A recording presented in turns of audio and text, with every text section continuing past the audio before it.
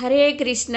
ఇప్పుడు రోమస మహర్షి పాండవులను తీసుకొని మాల్వీయ ఎత్తు పర్వతానికి వెళ్తారనమాట. అక్కడ కొంచెం సేపు ఉన్న తర్వాత ఇప్పుడు ఒక అద్భుతం జరుగుతుంది మళ్ళీ. అదేంటంటే మళ్ళీ ఆకాశంలో ఎగురుకుంటూ ఒక పువ్వు వచ్చి ద్రౌపది దగ్గర పడుతుంది.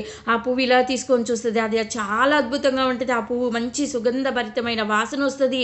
బంగారపు వర్ణంతో మెరిసిపోతుందనమాట ఆ పువ్వు చూసి ద్రౌపది ఇది స్వర్గంలో నుంచే వచ్చింది ఈ పువ్వు నాకు కావాలని భీముడిని పిలిచి అడుగుతుందనమాట. భీముడు లేదు, సరే తెస్తానని బయలుదేరతాడు అనమాట.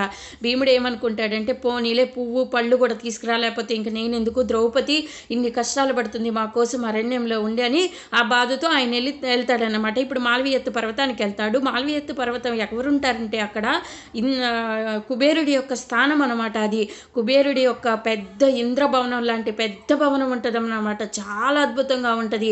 అది కుబేరుడి యొక్క స్థానం అనమాట. అక్కడికి వెళ్తే ఇంకా వెళ్ళి అక్కడ పూలు చూస్తాడు. తీసుకోబోయే సమయంలో ఏమవుతుందంటే యక్షులు వస్తారు.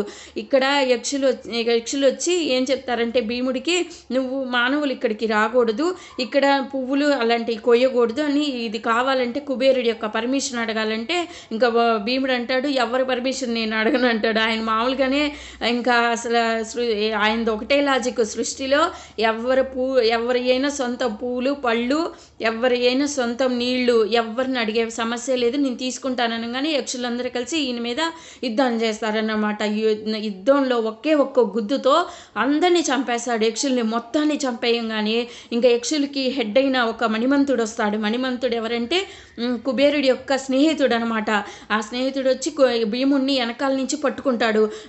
మణిమంతుడిని ఒక్క గుద్దుతో చంపేస్తాడు భీముడు. దెబ్బకి చచ్చిపోతారు వీళ్ళందరూ. ఇంకా లోపల నుంచి కుబేరుడు వస్తాడు. వచ్చి ఒక్కసారిగా చూసి ఆశ్చర్యపోతాడు, ఏంది ఇంతమందిని చంపావు, ఒక్క గుద్దులోనే చంపేశావు వీళ్ళందరినీ, నువ్వు మామూలుడి కాదు, నువ్వు అసలు చాలా కారణ జన్ముడివి అని ఆయనకి నమస్కారం పెట్టి ఆలింగనం చేసుకుంటాడు అనమాట. ఆలింగనం ఎందుకు చేసుకుంటాడో, వాళ్ళందరినీ చంపితే వాళ్ళ స్నేహితుడిని కూడా చంపితే ఎందుకు చేసుకున్నారని డౌట్ వస్తుంది కదా. నెక్స్ట్ చెప్తానమాట ఏం జరుగుతుందో. హరే కృష్ణ.